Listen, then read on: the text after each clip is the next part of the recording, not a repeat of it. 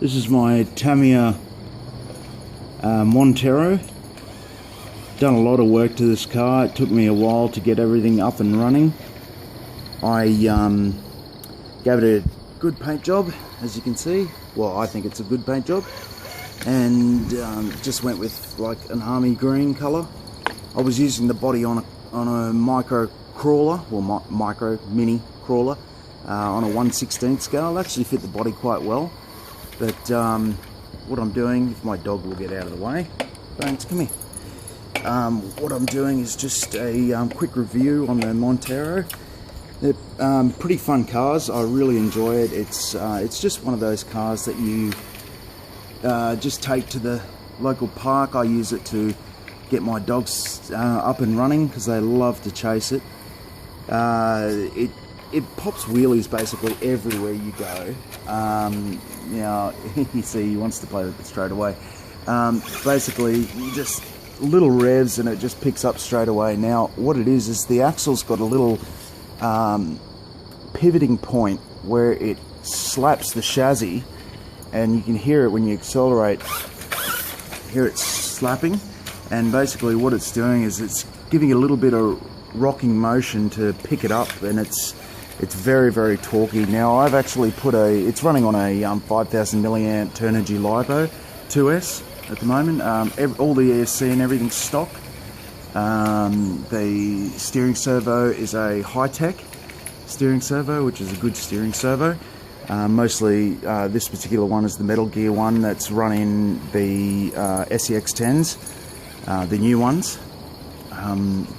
Now, this one I've just gone through and rebuilt a old Tamiya super stock motor, and it's fairly quick. It's not overly quick. Like, you can stick a brushless in this, and many of my mates have done that. But honestly, it's just one of those fun cars. You can take it to the track. Over in Japan, they race them, but they haven't. I don't believe they've got a racing class in Queensland at the moment. But I know in New South Wales they're trying to get a few together to make into a nice little event. But they're super fun. They flip over all the time, so you're constantly rolling them. But it's all in the fun of driving these little things. Surprisingly, they jump fairly well. You can't really control them in the air because they are so sort of clumsy, I could say.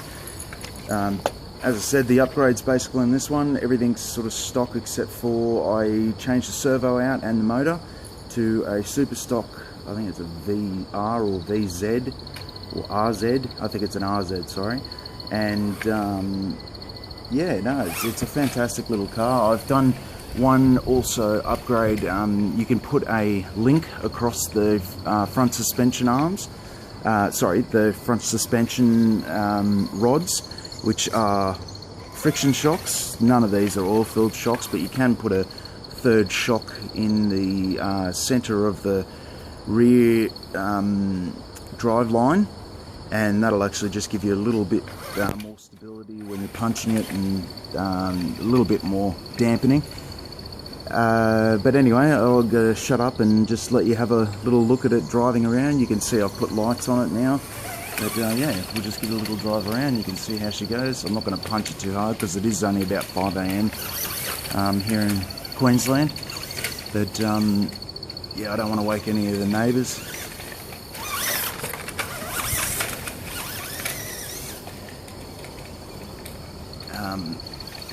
The ESC that's running in it, I believe it is lipo compatible. It does have a cutoff. The new Tamiya ESCs are pretty good. I didn't really want to put a old mechanical ESC in it, only because of the radio difficulties they have. The 2.4 gigahertz upgrade they did it for a reason, and I really love how they run. I do have some vintage ones that do run the original vintage mechanical servos and the mechanical speed controllers. That's what I meant to say before. But yeah, this is the digital speed controller. Not programmable, unfortunately. You can only do so much with them, but I'm sure they'll be bringing out some different ones. Now, I bought this particular car as a ready-to-run, expert-built one, but you can buy it as a kit. I recommend the kit to anyone, honestly, because even though I haven't owned this particular kit, I've pulled this car apart a few times and I could put it back together with my eyes closed. It's so easy.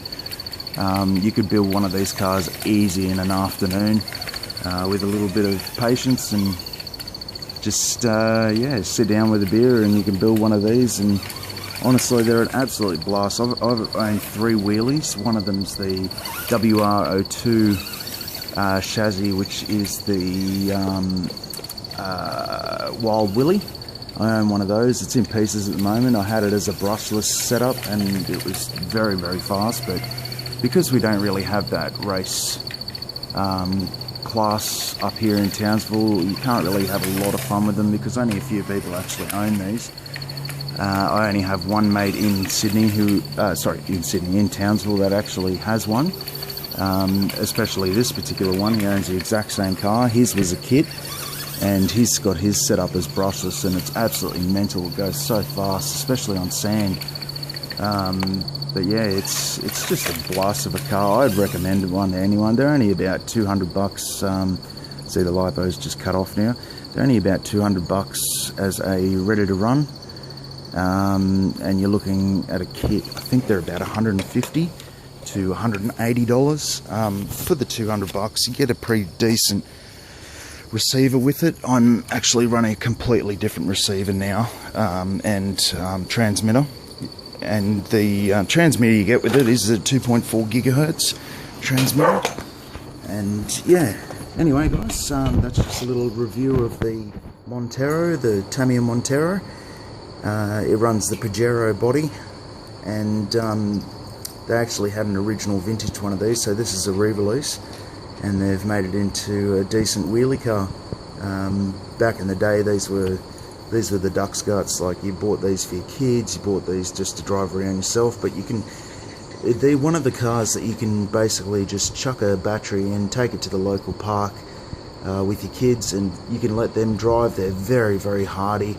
The only thing that you tend to snap on them is the steering servo saver, but they're very, very cheap. I just recommend, if you do get one, those big tyres, they tend to grab onto stumps and things like that, and if they hit them hard enough, it will actually snap the servo saver, which is just under there. You can see that little white thing, that's the servo saver there. That big bull bar on the front really does take a lot of hits.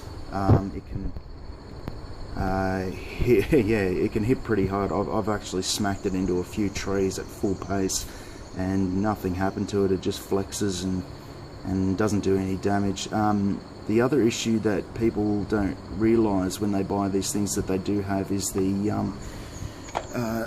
across here underneath the body shell is basically where the shocks come up, and they've got a little bar that slides up and down as the shocks move. As you can see, the big friction shocks there, and if you put a brace bar in between those two rods that slide up and down, it prevents these little plastic arms that are here. It's part of the chassis, and they tend to snap as well.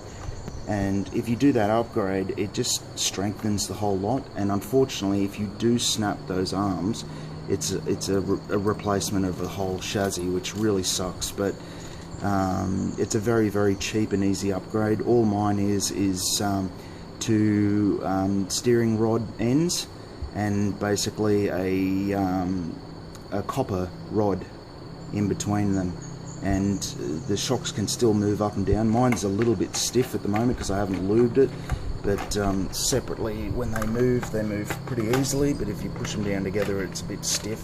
But it all depends on the length of the rod and everything that you do with it. Other than that, guys, I hope you enjoyed my little review of the Montero. I'll just get a quick shot while we're up here. They're really stumpy, they're a lot of fun, they're really cute, and you know, even just for your kids to use, they're just very hardy.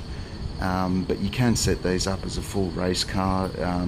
One thing I do recommend, if you do set them up as a race car, get that third shock option, and you can change out the shocks to oil fill shocks and all that sort of stuff, but they're just hop-ups. I like to keep it original because honestly, the more you do to the car, I find you can get a really good result, but it's also a chance you can make the driving really different. You know, they're only built to drive a certain way. You know, they're just a fun little hobby grade car.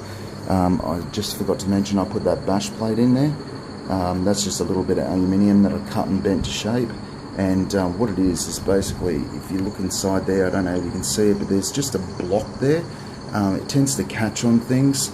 Just a little piece of aluminium just from a toy shop or a hobby shop or even Bunnings you can get, and that just, yeah, anything you hit, it just bounces straight off it. But all the body and everything's hand painted by myself, just with Tamiya paints, and also some Citadel paints for when you're painting Warhammer and things like that, and just a bit of lacquer on some of the more rough and tumble parts that you tend to scratch up a lot more. And that's just a sticker, the River Rock sticker. There's a few little decals on there here and there. But if you have any questions, please let me know underneath, and yeah, just comment, and if you like this video, hit like, and if you want to subscribe, I've got a few videos going at the moment, some older videos, of course. This is probably my newest video, and especially of 2015. This is my only video so far that I've put up this year, but yeah, there's going to be a few more coming up soon. So anyway, I'll see you guys soon, and hit like if you like this video. Thanks guys, bye.